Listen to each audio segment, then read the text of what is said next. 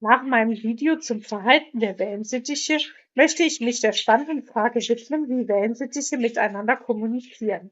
Als erstes, ich bin keine Forscherin und kann nur von meinem kleinen Schwarm sprechen. Daher hier meine völlig subjektiven Beobachtungen. So habe ich den Eindruck gewonnen, dass neben dem Singsang der Wellensittiche bestimmte Laute der Kommunikation im Schwarm dienen. Die Ruflaute habe ich ja schon in meinem Video über die Laute der Wellensittiche erwähnt. Auch wenn die Vögel in einem Zimmer sind, scheinen sie sich manchmal zu rufen und die Antwort bestätigt, ich bin noch hier. Das Keckern und Schimpfen wird von manchen Hennen und auch Hähnen wohl eingesetzt, um ihre Unzufriedenheit auszudrücken.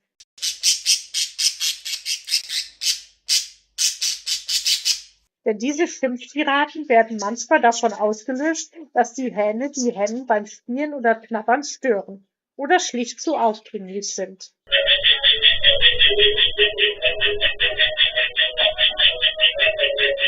Ziehen sich die Hähne auch nach einer solch beeindruckenden Schimpftirade nicht zurück, gibt es meist Schnabelgefechte, bei denen die Hennen zunächst nur in die Luft beißen. Versteht der Hahn die Zeichen immer noch nicht, kann es aber schon einmal vorkommen, dass der Vogel ins Gefieder oder schlimmer in den Fuß gebissen wird, was zum Glück meist die letzte Eskalationsstufe darstellt. Die meisten Verehrer nehmen schon nach einer längeren Schimpftirade reißaus. Besonders schön ist das ansteckende Schnabelknirschen.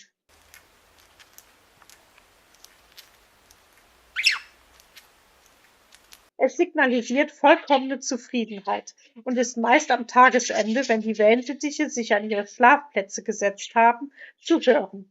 Ich vermute, die Wellensittiche versichern sich so, dass alles in Ordnung ist und jetzt die Nachtruhe beginnen kann. Selten höre ich dieses Geräusch auch tagsüber, zum Beispiel während der Siesta um die Mittagszeit. Dann mischt sich der Singsang der wachen Vögel mit dem Schnabelknirschen der schläfrigen Artgenossen. Für mich gibt es keinen schöneren Klang. Er wirkt außerdem auch auf mich sehr beruhigend. Kennt ihr noch andere Verhaltensweisen eurer Wellensittiche? Was empfindet ihr als besonders schön? Lasst es mich in den Kommentaren wissen.